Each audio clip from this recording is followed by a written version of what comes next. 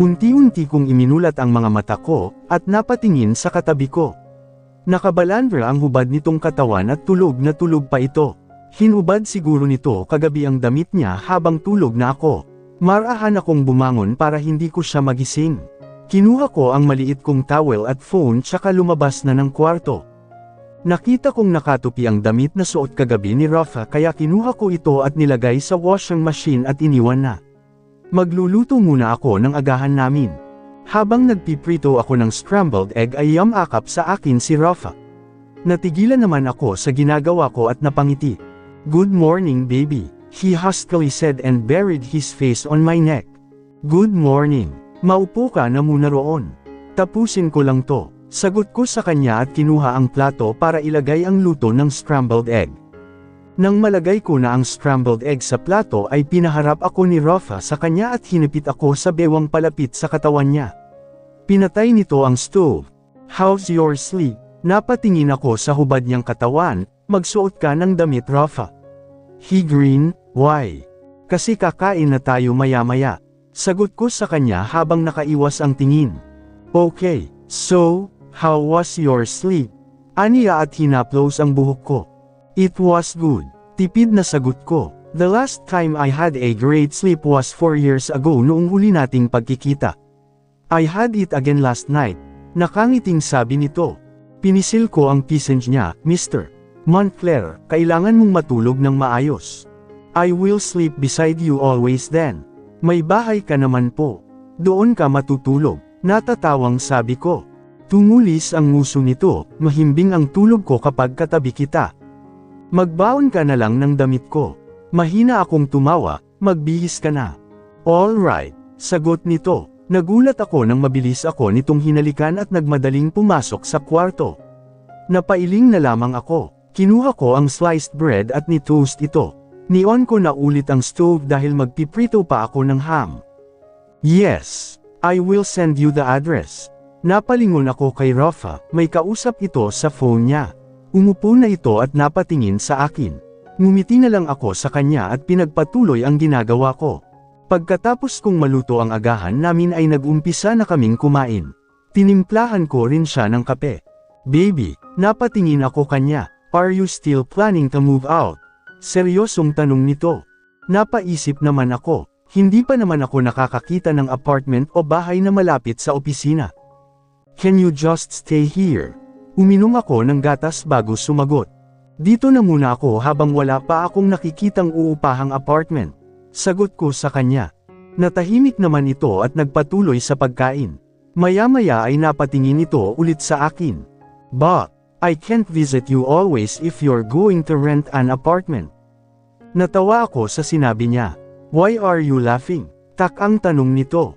Napailing naman ako. "He's cute." Para itong batang nagrereklamo. "I can stay here naman but I will rent your unit and pay my bills." Hanggang ngayon kasi ay libre pa rin ang lahat sa akin dito. Kahit pagkain ko ay libre unless sa labas ako kakain at bibili ako ng mga gusto kong kainin. Kumunot ang noo nito. "That's not going to happen, Miss Ma'am." "Then I'll move out." Ani ko at natatawang kumagat ng toasted bread. Matalim naman itong tumitig sa akin. "Okay, you win." Pagsuko nito. Ngumiti na lang ako habang kumakain. Sumusulyap ako kay Rafa pero nakasimangot lang ito. Lunes na ngayon at balik trabaho na ako ulit. Nang makapasok ako sa building ay nakita ko kaagad si Leila. Nakangiti ito sa akin at halos patakbong lumapit sa akin. Hinila niya ako sa sulok. "Leila, may problema ba?" Umiling ito sa akin. "Wala, ma'am. May ipapakita lang ako sa iyo." Malapad itong nakangiti sa akin na para bang tuwang-tuwa ito. Kinuha nito ang phone niya, napatingin muna ito sa paligid bago binigay sa akin ang phone niya. Nanlaki ang mga mata ko sa nakita ko. "Congrats ma'am." Kinikilig na wika nito. "Ikaw ba ang kumuha ng pictures?" Tumango ito sa akin, "Hindi ko alam na naroon kayo." Pagdating ko ay ganyan na ang naabutan ko. Nakangiting wika nito. Hindi ko po ito ipagkakalat. Itinaas pa nito ang kanang kamay niya na para bang nangangako. Nahihiya akong ngumiti kay Leila. "Thank you, Lay.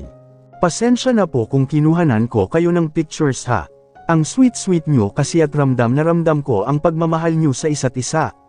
Matamis itong ngumiti sa akin. Umiling ako sa kanya, it was a sweet ang magical moment, Lay. Nakangiting sabi ko.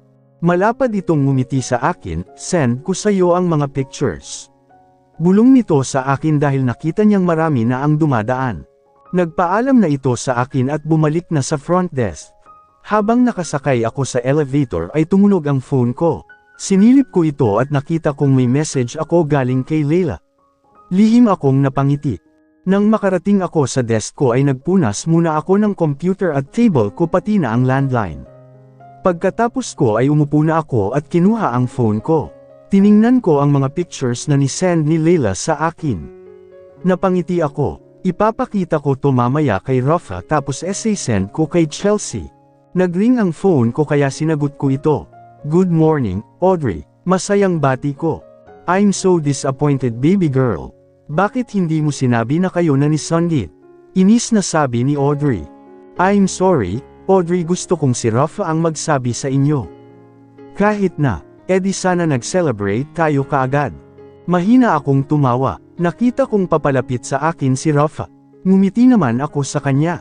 Pupuntahan kita dyan sa opisina ni Sangeet. Lumapit sa akin si Rafa, pinakita ko sa kanya ang screen ng phone ko. Pinindot nito ang speaker at yamakap sa akin. Stop pestering my girlfriend Audrey. Mahina ko namang hinampas si Rafa sa braso. Montclair, girlfriend my ass. Goodbye Audrey. Ani Rafa at ni-end na ang call. Good morning beautiful. Malambing na sabi nito at hinalikan ako sa pisnge. Good morning Rafa. I really miss you calling me that name. You'll hear it more often. Ani ko at humulik sa pisnge niya. Ngumiti naman ito sa akin. Let's go inside. Aniya at hinawakan ang kamay ko. Kinuha ko ang iPad at naglakad na papasok sa opisina ni Rafa. Umupo ito sa swivel chair niya at hinala ako kaya napaupo ako sa kondongan niya. What's my schedule for today? Nag-iwas ako ng tingin at ni-unlock ang iPad. Pwede naman po akong tumayo. Ani ko habang nag-check ng schedule niya. I like this better. Bulong nito. Napatikhim ako. You have a meeting later at 10 with the Finance Department and 2 p.m. sa conference room with Mr. Hidalgo. Ani ko at pinakita sa kanya ang schedule niya. Okay, sagot nito at hinigpitan ng pagkakayakap sa bewang ko. Balik na ako sa labas. You can stay here. Hindi po pwede, nasa labas po ang table ko. Sagot ko sa kanya at nilero ang buhok niya. I'm your boss. You should follow my order. That's right at kailangan mong magtrabaho. Ani ko at tinuro ang mga folders na nasa desk niya. Binigyan ko siya ng mabilis na halik sa pisnge at ngumiti. Labas na ako. He grabbed my nape and kissed me on my lips. You can go now. Nakangisi nitong sabi. Nang mag-lunch break na ay pumasok ako sa opisina ni Rafa dala ang paper bag. Nagluto ako ng lunch namin para hindi na kami lumabas. Magana namang kumakain si Rafa sa tabi ko. May ipapakita pala ako sa iyo. Ani ko, ano yan? Sagot nito sa akin. Ito, binigay ko sa kanya ang phone. Tiningnan niya naman ito. Who took these pictures? Tanong nito habang tinitingnan ng mga pictures. Si Leila, hindi niya raw alam na nandoon tayo at saktong ganyan ang naabutan niya kaya kinuhanan niya tayo ng pictures. Hindi niya raw ipagkakalat, paliwanag ko sa kanya. I like this one. Aniya at pinakita sa akin ang picture na nakayakap siya sa akin at pareho kaming nakatingin sa fireworks. Ngumiti ako sa kanya, gusto ko rin yan. You're friends with her. Yes. Naalala niya pa ako noong pumupunta ako rito 4 years ago. Ani ko at ngumuya. She treats you well. Tumango ako sa kanya, ipinagtanggol niya raw ako sa mga nagsasabi ng masama sa akin. Really? I will raise her salary then. Ani Rafa at binigay sa akin ang phone ko. Because we're friends. Tumango ito sa akin, yes and she treats you well. Pwede rin naman. But, isn't that unfair? No, you are the lady boss here. Dapat tinatrato kanila ng maayos, lady boss. Tak ang tanong ko. Yes, because you are my girlfriend. Seryosong wika nito. Ewan ko sa'yo, natatawang sabi ko. But seriously, if you want to give her a salary raise, base it on her performance and yes, you can add her good attitude towards her colleagues. Ani ko bago uminom ng tubig. Tapos na kaming kumain. Alright, I will call HR later to check her files. Aniya. Niligpit ko na ang pinagkainan namin at nilagay sa paper bag. Kakalabas lang ni Rafa sa banyo at umupo sa couch. Ako naman ang pumasok sa banyo para magsipilyo. Pagkatapos ko ay lumabas ako ng banyo at umupo ako sa tabi ni Rafa. Magpahinga ka na, may meeting ka pa mamaya. Ani ko. Umusag ito papunta sa akin at yamakap. Pinatong nito ang ulo niya sa balikat ko. Napatingin ako sa kanya, nakapikit ang mga mata nito. I smiled and played his hair. Mr. Montclair tawag ko rito. He opened his eyes and looked at me. Why are you calling me that again? Gusto ko lang. It's Rafa, baby. Aniya. Okay Rafa, panimula ko. Ipaayos mo na ang banyo sa labas para hindi na ako pumapasok dito sa opisina mo. I don't mind you using my toilet, besides, I love seeing you inside my office. Sagot naman nito. Sinasadya mo sigurong sirain yang banyo sa labas, ano? Tumawa naman ito, just use my toilet, baby. Napairap naman ako, ipaayos mo na ang banyo roon sa labas mamaya. No. Pinatong na nito ulit ang ulo niya sa balikat ko at pumikit kaya niyugyug ko ang braso niyo. Stop it, baby. I want to take a nap. I sighed, okay. Pinagmasdan ko lang ang mukha niya habang natutulog ito. Hindi ko akalain na sa tagal ng panahon na hindi ko siya nakita o nakasama ay mahal ko pa rin siya. All this time ang akala ko ay tuluyan ko na siyang nakalimutan. Kaya siguro hindi ako nagkakagusto noon sa mga nanliligaw sa akin ay dahil alam ng utak at puso ko na siya pa rin ang mahal ko. Ika nga nila, if it's meant to be, it will be. Nakaupo ako ngayon sa desk ko at si Rafa naman ay nasa loob ng opisina niya. May inaaya akong mga papeles na kailangang pirmahan ni Rafa ngayon. Nang matapos ko na tong ayusin ay kumatok ako sa pinto ni Rafa at binuksan ito. Nakaharap ito sa laptop niya at nakasuot ng earpods mukhang may kausap ito. Mom, I told you to stop setting me up with blind dates. Kalmadong sabi ni Rafa. Napatingin ito sa akin. Tumaas naman ang kilay ko. Blind dates. Hindi ba alam ng mga magulang niya na girlfriend niya na ako? Kinuha nito ang earpods na nakasaksak sa tenga niya. Mom, I have a girlfriend. Bakit ayaw mong maniwala? Anito habang nakatingin sa akin. Seryoso ko lang siyang tiningnan habang nakatayo. Sumenyas ito na lumapit ako sa kanya. Inirapan ko lang ito. Ka-video call niya yata ang mommy niya. Stop lying Rafael. Kung meron ka ng girlfriend bakit hindi mo pinakilala sa amin ng daddy mo? You are not getting any younger. Rinig kong sabi ng mommy ni Rafa. Sumenyas ito ulit sa akin na lumapit ako pero hindi ko siya sinunod. Baby, come here. Mahinang sabi nito. Ilang linggo na kaming magkarelasyon tapos, hindi niya pa pinaalam sa parents niya. Mom, I'm telling the truth. She's actually here. Where is she then? Kailangan ko siyang makausap. You heard that. My mom wants to talk to you. Aniya at sumandal sa swivel chair niya habang nakangiti sa akin, come here, baby. Huwag mo akong niloloko Rafael. Pagalit na sabi ng mommy niya. Mom, believe me, I'm not. Natatawang sagot ni Rafa. Lumapit ako sa kanya at tumayo sa gilid ng swivel chair niya. May kaba akong nararamdaman. Bahagya akong yumuko para makita ang mukha ko sa camera. Mom, this is my girlfriend. You know her. She's Lorraine. He proudly introduced me while smiling.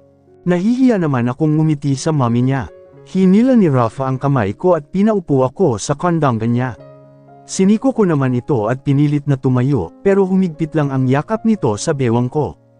Hello po, Mrs. Montclair. Nahihiyang sabi ko. Baby, call her tita or mommy. Bulong ni Rafa sa akin. Kinurot ko naman ang kamay niya. Wait, oh, Lorraine, is that you? Gulat na tanong nito. Opo, kamusta po kayo? I'm fine. Sandali lang hiha. Totoo bang girlfriend ka ni Rafael? Baka nagsisinungaling lang siya sa akin. Tumango ako sa kanya. Opo, girlfriend niya po ako. Wow, after 4 years? Oh my God. I'm so happy. Masayang sabi nito. Nagulat ako nang bigla itong umiyak. Hala, bulalas ko. Tears of joy. Bulong ni Rafa at humulik sa pisenge ko. Rafael, your mom is crying. Ano na naman ang ginawa mo? Rinig kong sigaw ni Mr. Montclair. Mom, stop crying. Pag-aalo ni Rafa. Love, look at them. Ani Mrs. Montclair na umiiyak pa rin. Nakita kong tumabi si Mr. Montclair sa asawa niya at inalo ito. Mukhang kara-rating lang nito dahil nakasuot pa itong suot. Hi old man, bati ni Rafa. Damn it Rafael, I told you na huwag mong paiiyakin ang mami mo. Pagalit na wika ni Mr. Montclair habang inaalo ang asawa. Love, hush now. Malambing na sabi nito sa asawa niya. Napangiti ako, they really love each other. Daddy, she's just happy. Sagot ni Rafa. Lumingon naman si Mr. Montclair at tumingin sa camera. Love, they got back together. They look really good together. Ani Mrs. Montclair at ngumiti na ito. Napatitig sa akin ang daddy ni Rafa, para bang kinikilala niya ang mukha ko. Son, she's the girl from 4 years ago. Nahihiya akong napangiti sa daddy ni Rafa.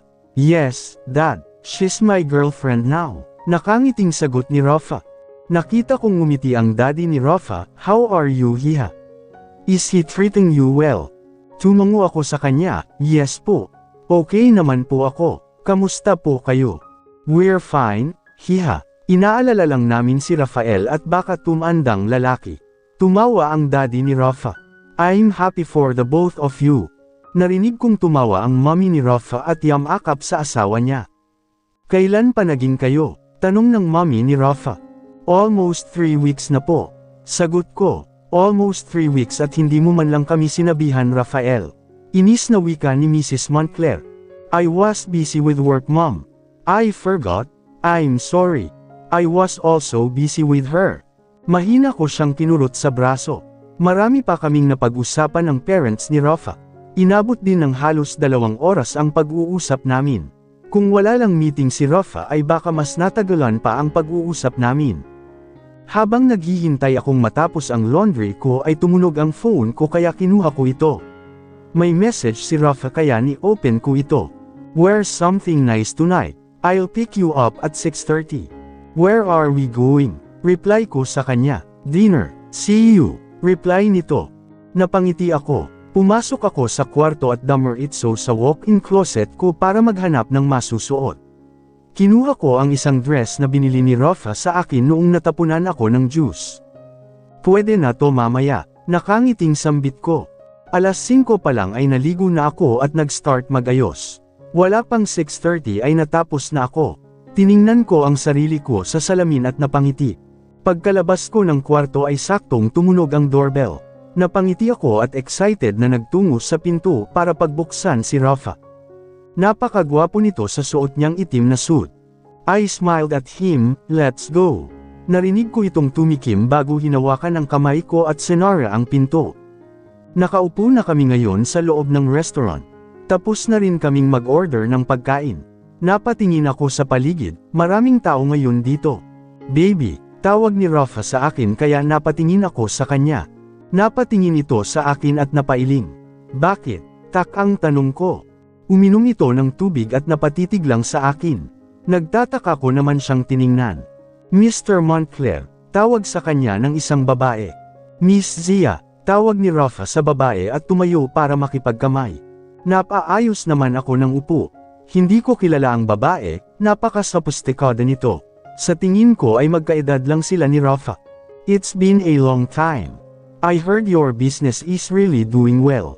Ani Miss Zia. You heard that. Bahagyang ngumiti si Rafa. By the way, I'm with my girlfriend. She's Lorraine. Pagpapakilala ni Rafa sa akin. Tumayo naman ako at ngumiti kay Miss Zia. Good evening po. Bati ko sa kanya. What a lovely lady you have here, Mr. Montclair. Ngumiti ito sa akin, she offered her hand kaya nakipagkamay ako sa kanya. Nahihiya akong nguniti sa kanya. She really is lovely. Nakangiting wika ni Rafa. Napatingin naman si Miss Zia kay Rafa at nanunuksong ngumiti. Tumikim ito, all right. I will not disturb you anymore. My man is waiting for me. Send my regards to Ivan. Ani Rafa ngumiti si Miss Zia sa akin bago umalis. Umupo naman kami ni Rafa. She was my classmate in college. Ani Rafa. She's beautiful. Ani ko habang nakatingin kay Miss Sia sa hindi kalayuan. You are more beautiful. Ngumiti na lang ako sa kanya. Dumating na ang pagkain kaya nagsimula na kaming kumain ni Rafa. He also ordered wine. Pagka-uwi namin sa kondo ay nagstay muna si Rafa. Nasa sala si Rafa ngayon, habang ako naman ay kakatapos lang maglinis ng katawan at nagbihis na ng dress kong pantulog. Naabutan kong nanunood si Rafa ng football. Napatingin ito sa akin nang umupo ako sa tabi niya. Bakit ganyan ka makatingin sa akin? Nagtatakang tanong ko. Tumikim ito at binalik ang mata sa pinapanood niya.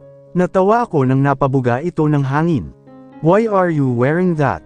Bulong nito. Ilang beses mo na akong nakikitang nagsusuot nito, nagrereklamo ka pa rin.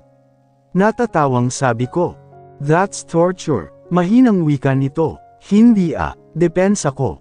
Lumapit ako sa kanya at humilig sa dibdib niya. Yamakap naman ang isang braso niya sa bewang ko. Ang lakas ng kabog ng puso mo. Ani ko nang marinig ko ang kabog ng puso niya. Kasalanan mo yan. Napahiwalay naman ako sa kanya at tiningnan siya. Why is it my fault? Nag-iwas ito ng tingin kaya hinawakan ko ang magkabilang pisngi niya at pinaharap sa akin. Stop it baby. I can't concentrate. Reklamo nito. Okay. Pagsuko ko at humilig ulit sa dibdib niya. Pumulibot naman ang isang braso niya sa bewang ko. Tahimik lang kaming nanunood ng football. Napatingin ako sa orasan. Tiningala ko si Rafa, dito ka ba matutulog? Mag-aalas 11 na. Napatingin naman ito sa akin. No, humiwalay ako sa kanya. Then you need to go home now. Late na, ani ko. Alright, aniya at hinaplos ang pisngi ko at ngumiti sa akin. Humulik ako sa pisngi niya, mag-ingat ka. Yeah, sagot nito. Nilapit nito sa akin ang mukha niya. Napapikit ako ng angkinan nito ang labi ko. Napahawak ako sa balikat ni Rafa at tumugon sa halik niya. He grabbed my waist and pulled me closer to his body. Palalim ng palalim ang halik niya. Nagulat ako nang buhatin ako nito at kinandang nang hindi pinuputol ang halik. Mas humigpit pa ang pagkakayakap ni Rafa sa bewang ko. Pinutol ni Rafa ang halik at binaon ang mukha niya sa leeg ko. Mabigat ang paghinga nito. I bit my lower lip. Damn baby, you're tempting me. Bulong nito. He is giving me small kisses on my neck. Napapikit ako. Rafa, tawag ko sa kanya, you're. He's hard. I can feel it. I know, let me calm myself for a minute. He huskily said. Napakagat ako ng pang-ibabang labi ko. Yamakap na lang ako sa kanya at hinaplos ang likod niya. I need to go. I can't calm myself baby. Bulong nito. Tumayo ito kaya napatayo rin ako. Tinitigan ako nito sa mga mata. Don't open your door unless it's Chelsea or Audrey, okay? Aniya at nilagay sa likod ng tenga ko ang buhok na napunta sa pisngi ko. Tumango ako sa kanya, okay. Mag-ingat ka ha. Ngumiti ito sa akin. Of course. Don't worry. Humulik ito sa noo ko bago nagtungo na sa pinto. I waved before he closed the door. I smiled. He really changed a lot. Kinuha ko ang remote at pinatay ang TV. Kailangan ko na ring matulog. Papasok na ako sa building ng kumpanya ni Rafa nang mag-ring ang phone ko. Kinuha ko ito sa bag ko at tiningnan kung sino ang tumatawag. Agad akong napangiti nang makita ko ang pangalan ni Chelsea. Good morning Chel. Good morning, girl. Masiglang bati nito sa akin. Uuwi pala ako sa probinsya namin. Pinindot ko ang button ng elevator, bakit naman? May emergency kasi. Hindi ko rin alam kung kailan ako babalik. Aniya. Kumunat ang noo ko. Pautal-utal ito kung magsalita. Sumakay na ako sa elevator nang bumukas ito. Kailan ka naman aalis? Maybe next week. Mahinang sabi nito. Okay ka lang ba Chels? Nag-aalalang tanong ko. Oo naman. Ako pa ba? Natatawang sabi nito. O siya, pinaalam ko lang sayo. Ingat ka dyan girl. Ikaw din Chels. Tawagan mo lang ako kung may maitutulong ako. Wika ko. Nagpaalam na ito at binaba ang tawag. Napatingin ako sa screen ng phone ko. Parang may kakaiba sa boses ni Chelsea kanina na hindi ko maipaliwanag. Kapag tumatawag naman ito sa akin ay mukhang palagi naman itong masaya. Wala naman siyang nababanggit na problema sa trabaho niya. Nang makarating ako sa desk ko ay may nakita akong bouquet ng red roses. Agad akong napangiti. Kinuha ko ito at inamoy. Binasa ko ang nakasulat sa card. Good morning beautiful, Rafa. Napatingin ako sa opisina ni Rafa. Ang sabi niya kanina sa akin ay maaga itong papasok dahil may video conference siya ng 8 am. Umupo ako at kinuha ang phone ko. Nasa labas na ako. I texted him. Hindi naman ito nag-reply. Ni-on ko ang computer at kinuha ang iPad. I checked his schedule for today. May mga meeting ito ngayong araw. Ni-check ko rin mga folders na nasa mesa ko. Pagkatapos ng isang oras ay tsaka palang nag-reply si Rafa. Come inside. Aniya, kinuha ko ang folders at iPad at pumasok sa opisina niya. Nakaupo ito sa swivel chair niya. Tumayo ito nang makita ako at lumapit sa akin. You liked it? Tumango ako. Yes po. Thank you. Nakangiting sagot ko. Humalik ako sa pisenge niya. Kailangan mo pong pirmahan ito. Binigay ko sa kanya ang folders. Hinila nito ang kamay ko habang naglalakad ito papunta sa swivel chair niya. Tumayo ako sa gilid niya nang makaupo na ito. Binasa nito ang mga papeles sa folders bago pinirmahan. You have a meeting with the marketing department at 10 am and at 2 p.m. with Mr. Jaden Javier sa conference room. Ani ko. Are you free tomorrow afternoon? Tanong nito at inabot sa akin ang folders. Yes. Why? Tomorrow is our first monthsary, right? Yes. Do you have plans? Nakangiti kong sabi. Aayain ko sana siya bukas sa kondo. Ipagluluto ko siya ng steak. Of course baby. Aniya at hinawakan ang kamay ko at hinalikan. Aayain sana kita bukas sa kondo mag-dinner. Wika ko. Magluluto ka? Tanong nito. Tumango ako sa kanya. Then I will cancel my reservations. Ngumiti ako sa kanya. Labas na ako. Ibibigay ko pa to kay Miss Alice. Pagpapalam ko. He nodded and smiled at me. Tapos na akong magbihis para sa lakad namin ni Rafa. Susunduan niya raw ako mamayang 2:00. Nagsuot lang ako ng puting racerback crop top, high-waist denim shorts at puting sapatos. Ang sabi niya kasi ay magsuot ako ng damit na komportable ako.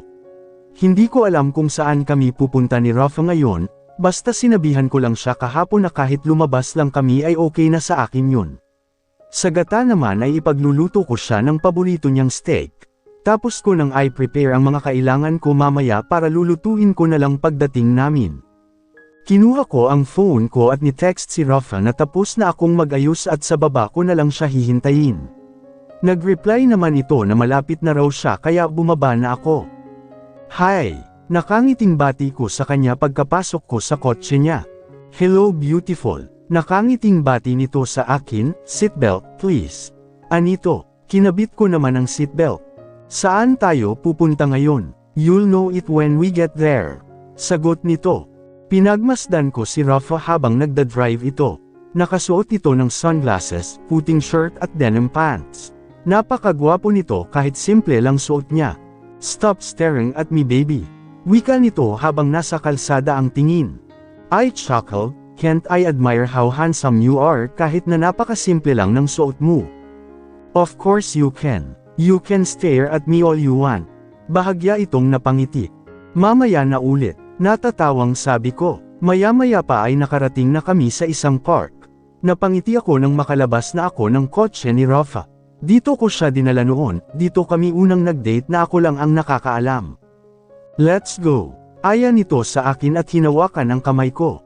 Bakit dito mo ako dinala? Curious na tanong ko. You asked me to go here before you were so happy because that was our first date.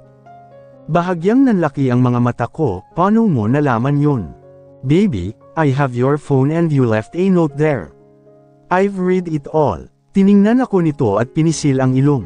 Napaisip naman ako. Naaalala ko noon na nagsusulat ako ng notes doon sa phone ko na yun, it was like my daily diary. You were so in love with me before that I didn't notice it. Kahit wallpaper ng phone mo ay ako. Mahina itong tumawa. Hindi ko rin alam kung bakit kita nagustuhan noon. Pag-amin ko sa kanya, you know, you were cold, ni hindi ka nga ngumingiti sa akin. Ang dalang mo rin akong kausapin. Pero, kahit na ganoon ka nararamdaman kung nag-aalala ka sa akin. I don't know kung sincere ka ng mga panahon na yun or hindi. I was. Tipid na sagot nito. Pinaupo ako nito sa bench at tumabi sa akin. Hindi kita maintindihan noon. Minsan sweet ka naman at mabait sa akin. Inaalagaan mo rin ako. Kaya akala ko noon ay mamahalin mo rin ako kagaya ng nararamdaman ko sa'yo. I was afraid to fall in love again that time kaya ko ginagawa yun sa'yo but I really wanted to take care of you. Seryosong wika nito. Sinandal ko ang ulo ko sa dibdib niya at yamakap sa kanya, hinaplos naman nito ang buhok ko. Nagsisisi ka bang minahal mo ako noon? Umiling ako, kahit maraming hindi magagandang bagay ang nangyari noon sa atin, hindi ko pinagsisihan na minahal kita dahil ng mga panahon na yon ay sumaya ako. Naramdaman ko kung paano magmahal. Ikaw lang ang meron ako noon. Hinaplos ni Rafa ang braso ko, after my wife died, ikaw ang nagpasaya ulit sa akin. I changed a lot without even noticing it. You changed me. Tumangala ako sa kanya, napatingin din ito sa akin. We wasted 5 years of our lives, baby. Aniya. It was not wasted, look at us now. We are happy. Hindi man tayo nagkasama ng 5 years, pero it made us who we are now. Kung hindi kita iniwan noon ay baka nagkahiwalay din tayo dahil sa past traumas mo. Ngumiti ako sa kanya. Yeah, right. After all, it was really worth it. Ngumiti ito sa akin. Napatingin ito sa malayo. What are you thinking? Tanong ko sa kanya at umayos ng upo. If ever I will ask you to marry me. Napatingin ito sa akin, lumakas ang kabog ng dibdib ko. Will you say yes? Kinagat ko ang pangibabang labi ko at unti-unting tumango. Ngumiti ito at niyakap ako ng mahigpit. I will marry you, but let's take our relationship slow. Mahinang sabi nito. Nangilid ang luha ko. Niyakap ko siya ng mahigpit at malapad na ngumiti habang nakabaon ang mukha ko sa dibdib niya. Bago kami makauwi kanina ni Rafa ay may ni-pick up itong bouquet ng bulaklak at binigay ito sa akin. Nasa kondo na kami ngayon at nagluluto na ako ng dinner namin ni Rafa. Tapos ko nang lutuin ng iba, inaantay ko na lang maluto ang steak para makapag-dinner na kami. Na-set up ko na rin ang table. Sinilip ko si Rafa sa sala, nakaupo ito sa couch at nanunood ng football. Nang maluto ko na ang steak ay nilagay ko na ito sa plato at pinuntahan si Rafa sa sala. Kain na po tayo. Ay ako sa kanya. Tumayo naman ito at pinatay ang TV, sumunod ito sa akin sa dining table at umupo. Binuksan nito ang wine at naglagay sa wine glass namin. Tikman mo na, ani ko. He smiled at me at tinikman ang mga niluto ko. It tastes good as always, baby. Thank you for the food. Nakangiting wika nito, let's toast for our first monthsary. Tinaas nito ang wine glass niya, nilapit ko ang wine glass ko sa kanya para magdikit ito. Ngumiti ako kay Rafa at ininom ang wine. Happy first monthsary, sabay naming sabi. Baby, I haven't told you something. Napatingin ako sa kanya, ano yun? I have a half-brother. Nagulat ako sa sinabi nito. Napainom ako ng tubig. He knows me and my family before we met. Nakilala ko lang siya months after you left. My father didn't know he exists. Paliwanag nito. Bakit hindi niyo siya nakilala noon pa? Tak ang tanong ko. Ninuya nito ang pagkain niya bago sumagot. My grandfather, he knows everything but he kept it from my father, because my dad was already married with my mom. My dad's ex-girlfriend ran away, hindi niya alam that she was pregnant, but when she came back, it was too late. 1 year ang gap namin ng Kuya Richard ko. Hindi ka ba nagalit nang nalaman mong may kapatid ka? Ano ang naging reaksyon ng mommy mo? Umiling ito, no, baby? I was actually happy nang nakilala ko siya. Wala naman siyang kasalanan. It was my lolo's fault why she ran away. My mom was really kind. Tinanggap niya si Kuya Richard at tinuri niya na rin itong totoong anak. We see each other sometimes kapag hindi siya busy. He runs A&L now. My dad loves him at hanggang ngayon ay bumabawi pa rin ito kay Kuya. Ngumiti ako sa kanya at hinawakan ang kamay niya. Napakabait talaga ng mommy mo. Yes, she loves you, too. Kapag tumatawag ako sa kanya ay palagi kang hinahanap. Mukhang ikaw na ang anak niya kesa sa akin. Tumawa ito, one of these days ipapakilala kita kay kuya. Wala siya ng birthday mo. Tanong ko, umiling ito. He went to his mom, nagkaproblema raw ang business nila. Tumango-tango ako kay Rafa. Pagkatapos naming kumain ay nagligpit na ako ng pinagkainan namin, pinapanto ko muna si Rafa sa sala. Nang matapos na ako ay pumasok ako sa kwarto para kunin ang paper bag na naglalaman ng regalo ko para kay Rafa.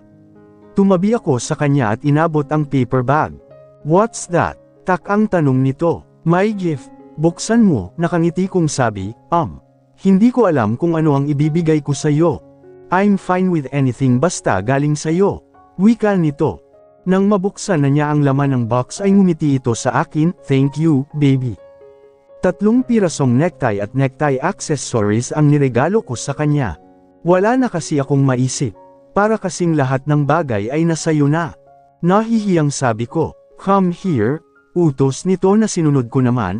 Niyakap ako nito, you are more than enough for me. I cupped his face and kissed him on his lips. I have something for you. Anito nang pinutol ko ang halik. May kinuha ito sa likod niya. Isang maliit na kahon na paaba. Binigay niya ito sa akin. Nang buksan ko ito ay nakita ko ang kwintas na niregalo niya sa akin noong birthday ko, sa tabi nito ay isang bracelet.